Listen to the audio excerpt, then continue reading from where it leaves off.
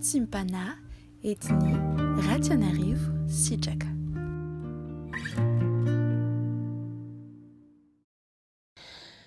Père, nous te glorifions et te célébrons, Seigneur, pour le jour que tu nous accordes. Merci pour ce moment précieux et important au cours duquel nous allons entendre ton message. Que ton Esprit Saint, Seigneur, guide ma bouche, mes pensées. Que ce soit tes mots, Seigneur, qui sortent de ma bouche, qui viennent remplir le cœur de ton peuple et toute personne qui entend ce message. Merci, Seigneur Jésus-Christ, pour ton amour. Amen. Nous allons poursuivre notre petit chemin dans la Bible, ou plutôt notre grande aventure, car voici les histoires réelles, véridiques s'accumulent et nous voici aujourd'hui dans Genèse chapitre 19. Genèse chapitre 19, versets 1 à 12. Genèse chapitre 19, versets 1 à 12. Il est écrit au nom de Jésus. Les deux anges arrivèrent à Sodome sur le soir et Lot était assis à la porte de Sodome. Quand Lot les vit, il se leva pour aller au-devant d'eux et se prosterna la face contre terre. Puis il dit, « Voici mes seigneurs, entrez, je vous prie, dans la maison de votre serviteur, et passez-y la nuit. Lavez-vous les pieds, vous vous leverez de bon matin et vous poursuivrez votre route. » « Non, répondirent-ils, nous passerons la nuit dans la rue. » Mais Lot les pressa tellement qu'ils vinrent chez lui et entrèrent dans sa maison. Il leur donna un festin et fit cuire des pains sans levain, et ils mangèrent. Il n'était pas encore couché que les gens de la ville, les gens de Sodome, entourèrent la maison, depuis les enfants jusqu'aux vieillards. Toute la population était accourue. Ils appelèrent Lot et lui dirent « Où sont les hommes qui sont entrés chez toi cette nuit ? Fais-les sortir vers nous pour que nous les connaissions. » Lot sortit vers eux à l'entrée de la maison et ferma la porte derrière lui. Et il dit, « Mes frères, je vous en prie, ne faites pas le mal. Voici, j'ai deux filles qui n'ont point connu d'homme, je vous les amènerai dehors, et vous leur ferez ce qu'il vous plaira. Seulement, ne faites rien à ces hommes, puisqu'ils sont venus à l'ombre de mon toit. » Il dit, « Retire-toi. » Ils dirent encore, « Celui-ci est venu comme étranger, il veut faire le juge. Eh bien, nous te ferons pis qu'à eux. » Et pressant Lot avec violence, ils s'avancèrent pour briser la porte. Les hommes étendirent la main, firent rentrer Lot vers eux dans la maison et fermèrent la porte. Et ils frappèrent d'aveuglement les gens qui étaient à l'entrée de la maison, depuis le plus petit jusqu'au plus grand, de sorte qu'ils se donnèrent une peine inutile pour trouver la porte. Les hommes dirent à Lot, « Qui as-tu encore ici, gendre, fils et filles, et tout ce qui t'appartient dans la ville, faites-les sortir de ce lieu, car nous allons détruire ce lieu, parce que le cri contre ses habitants est grand devant l'Éternel. L'Éternel nous a envoyés pour le détruire. » Amen. Ici, nous avons ces deux personnes importantes. Ces anges, dit la parole, les deux anges arrivèrent à Sodome.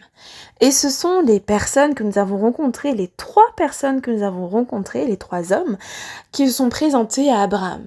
Et ce qui est extraordinaire, c'est qu'ils étaient trois dans Genèse chapitre 18, et les voici simplement deux dans Genèse chapitre 19. Et ils sont décrits ici comme étant des anges. Alors certainement, Lot pensait à ce moment-là qu'ils étaient des anges.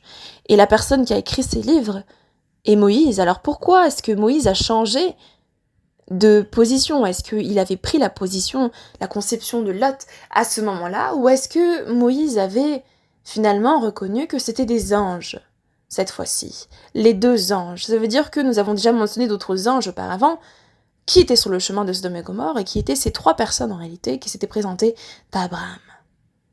Alors ces deux personnes, qui sont-elles? Sont-elles des anges? Sont-elles l'Éternel Dieu?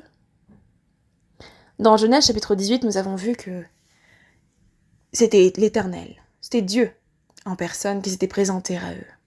Alors certainement ici Moïse prend la conception de Lot à ce moment-là. Ou bien l'Éternel Dieu s'était présenté à travers, tout simplement, des anges. Et c'est d'ailleurs pour cela que Jésus-Christ est appelé l'ange de l'Éternel dans les psaumes par David. Lot vit encore alors ces deux créatures sur le soir, vers le soir, et il les vit. Il les vit, et Lot était assis à la porte de Sodome. Et vous savez, à la porte, généralement, en ces temps-là, c'était les personnes, les anciens de la ville, les personnes importantes de la ville, également les personnes qui ont la position de juge, qui tranchent les litiges. les affaires. Et c'est pour cela d'ailleurs que voici les hommes, les gens de cette ville, quand ils ont constaté que Lot n'avait pas suivi leur idée de faire sortir ces deux anges de chez lui, ils dirent alors, il est un étranger, il se prend pour le juge. C'est à propos en réalité certainement de la fonction que Lot avait dans cette ville où Dieu l'avait placé lui et toute sa famille. Quand Lot les reconnut ses anges, il se prosterna au sol exactement comme Abraham. Et il les fit entrer, leur lava les pieds, leur donna à manger, et insista pour qu'ils restent, en leur disant « Vous vous lèverez demain matin, vous poursuivrez votre route. » Et les anges dirent « Non, nous passerons la nuit dans la rue. » Dans la rue? Alors certainement, les anges avaient déjà prévu, dans l'ordre de mission donné par Dieu, qu'il fallait faire la destruction cette nuit-là.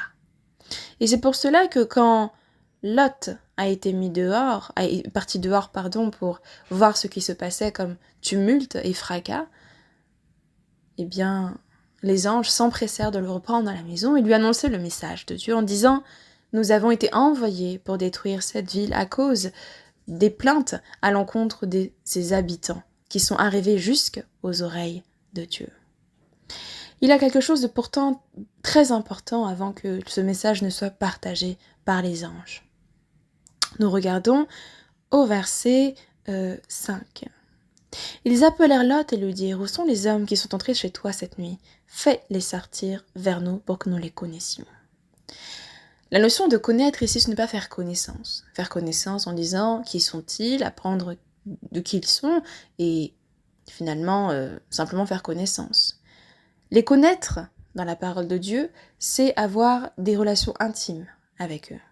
Ainsi, les habitants de Sodome, que ce soit du plus petit au plus grand, étaient si dans le péché et si pervertis qu'ils étaient prêts à prendre n'importe quelle personne pour avoir des relations intimes avec elle.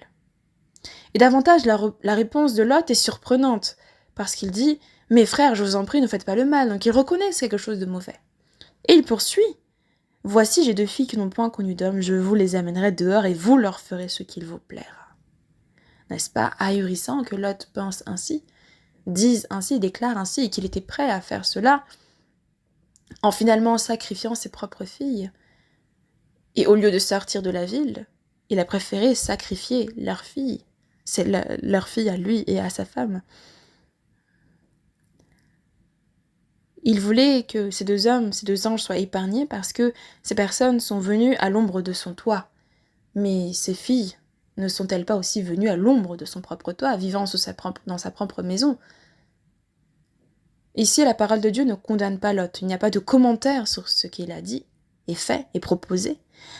Pourtant, il n'en demeure pas moins que moralement parlant et aux yeux de Dieu, certainement ces déclarations sont mauvaises. Mauvaises parce que, au lieu de se retirer, au lieu de partir, au lieu de demander conseil à ces anges qui se sont présentés à lui, Lot décida de prendre les devants et de proposer quelque chose d'inouï, qu'on ne peut pas entendre avec sérénité et paix. C'est une proposition qui est mauvaise. Et n'est-ce pas ce qui nous arrive si souvent quand nous nous présentons vers une situation pressante, une situation difficile, une situation où finalement ça dépasse nos compétences, ou même quand c'est dans nos compétences, mais que elle est si urgente et si particulière que nous donnons une proposition qui n'a rien à voir avec les valeurs divines, une proposition toute humaine, intelligence démoniaque, comme dit la parole de Dieu dans la lettre à Jacques, inspirée de Satan, exactement comme Lot a parlé ici, car ces mots ne peuvent pas sortir de la bouche de Dieu.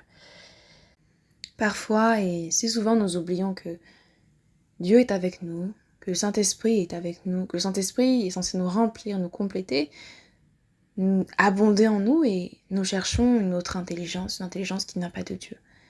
Et nous laissons conduire par notre intelligence, notre chair, et les choses et les passions de ce monde. Nous laissons les gens finalement gagner sur nous. Lot qui lui était assis à la porte de Sodome, c'est-à-dire à la porte de la justice, là où les litiges sont tranchés. Lot s'est laissé submerger par le nombre, par l'empressement de ces gens, pour dire tout et n'importe quoi. Et heureusement, fort heureusement, verset 10, les anges étendirent la main. Cela veut dire qu'ils sont venus à son secours, l'ont fait rentrer et qu'ils fermèrent la porte. Lot avait ouvert la porte, non seulement pas physiquement, mais aussi spirituellement ouvert la porte à toutes ces voix, à ces empressements. Et n'est-ce pas ce qui arrive, chers chrétiens? Parfois nous sommes face à une situation et nous ouvrons toutes sortes de portes spirituelles, nos yeux, nos oreilles. Le péché est à notre porte et nous ouvrons la porte et nous laissons le péché entrer. Nous laissons le péché être entendu par nous. Cela passe par toutes sortes de choses, discussions, échanges, écrits comme oraux, des choses que nos yeux voient, des choses que nos oreilles entendent, musique, etc., etc., des choses qui sont des portes spirituelles et que nous ouvrons grand ouvert. Et nous laissons les choses rentrer en pensant que nous allons gérer. Exactement comme Lot, quand il ouvrait la porte, il pensait qu'il allait gérer parce qu'il avait une place dans la ville, parce qu'il savait que Dieu était avec lui. Et pourtant, il n'a pas géré, absolument pas. Il a proposé quelque chose de complètement mauvais. Et avant qu'il ne fasse et ne commette l'irréparable, parce que les hommes, les personnes qui étaient devant la porte, l'ont pressé avec violence et qui s'avancèrent pour briser la porte, pour se saisir de ces hommes, les hommes ont fermé la porte. Mais c'est ce que Dieu fait. Dieu ferme la porte pour nous protéger. Mais Dieu ne peut pas nous forcer. Dieu ne peut pas, parfois Dieu, oui bien sûr, le fait. Il ferme la porte sans que nous demandions. Mais parfois il nous laisse la porte ouverte pour que nous puissions avoir conscience de ce que nous faisons. Et ici, Lot a été sauvé à la dernière seconde, in extremis. Ils fermèrent la porte et frappèrent d'aveuglement les gens qui étaient à l'entrée de la porte, du plus petit au plus grand. La nation était si pervertie que même les petits étaient pervers. Et n'est-ce pas ce que nous voyons aujourd'hui?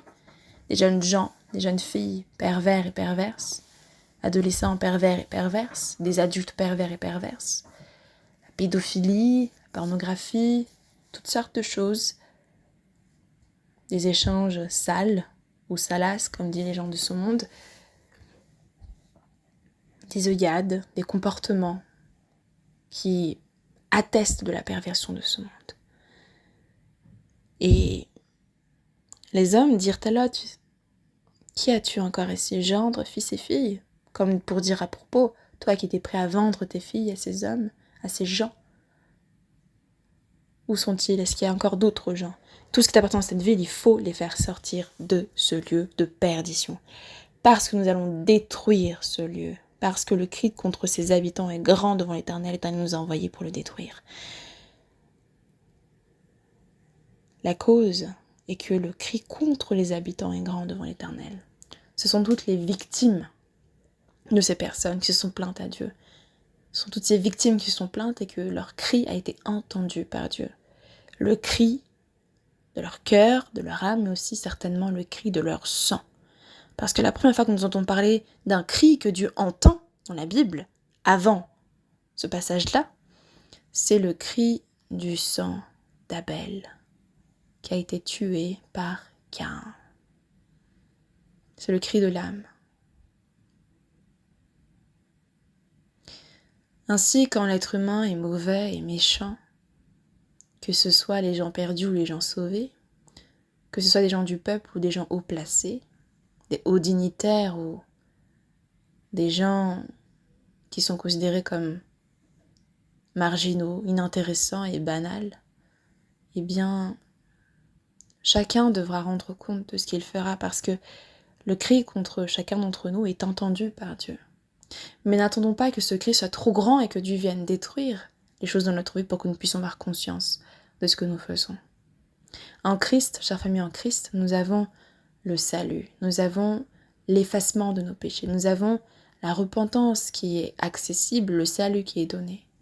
Ainsi, repentons-nous à chaque instant pour que chaque complainte, chaque manquement, chaque faute que nous avons commise à l'encontre de Dieu, à l'encontre de notre prochain soit effacée.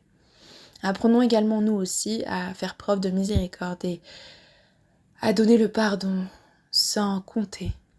C'est pour cela que Jésus-Christ a dit, qu'on lui a été posé la question, combien de fois est-ce que je dois pardonner par jour?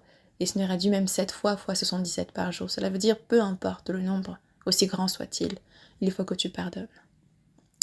Prions, Seigneur Jésus-Christ, merci pour ton message d'aujourd'hui. Apprenons, Seigneur, à marcher dans la droiture et la justice, à fermer toutes les portes spirituelles que nous avons peut-être ouvertes jusqu'à aujourd'hui, et à marcher dans ce que tu considères comme bon, Seigneur, à être porteur et porteuse du message de la justice, à pouvoir, Seigneur, être des instruments pour ta gloire, Seigneur Jésus-Christ, pour détruire et rebâtir, pour pouvoir semer et arracher, pour pouvoir apporter quelque chose de positif, c'est-à-dire ton royaume, Seigneur, sur cette terre. Gloire te soit rendue. Alléluia. Amen.